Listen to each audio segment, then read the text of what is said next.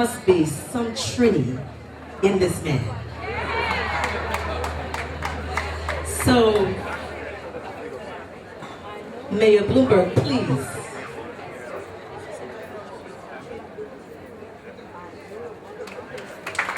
Give us some leaders. Thank you. Is everybody ready for a fed-in and wine-in? Probably. That tells you how many people are really Caribbean here. We have, since our reception at Gracie Mansion about a month ago, been waiting for this day, for this week. I guaranteed the weather. The governor's trying to take the credit, but no, this is in New York City, Governor. The mayor delivers the weather. It's in Brooklyn, so maybe Markowitz. Well, the city council, yes, Chris can take some credit. John Liu already told me, he said, the best weather since he became controller. But anyways, people, as you know, come from all around the world to participate in this week, in this celebration. And today, by order of the mayor, everybody is a little bit West Indian.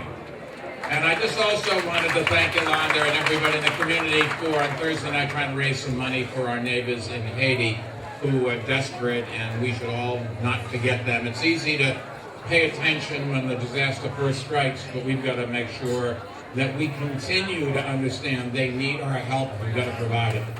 Go ahead and have a great day.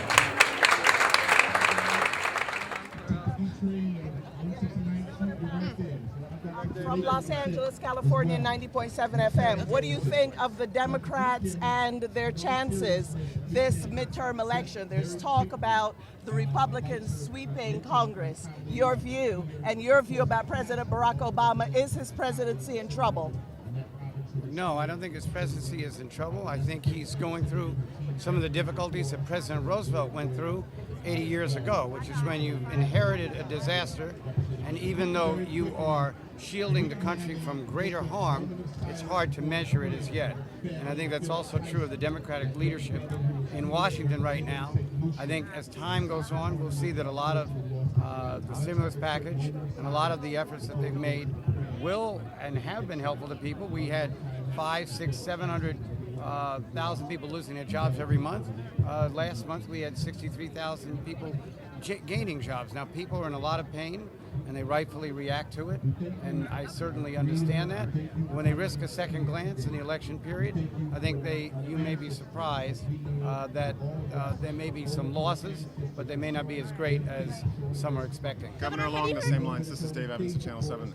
At 3 o'clock this afternoon, of course, the president's going to be talking about $50 billion that needs to be spent, in his opinion, to get more jobs, to kind of jumpstart the economy by building and having more jobs in bridges, highways, Well, our airports. interpretation of that is that the best way to put the money in terms of infrastructure and long-term economic development is high-speed rail.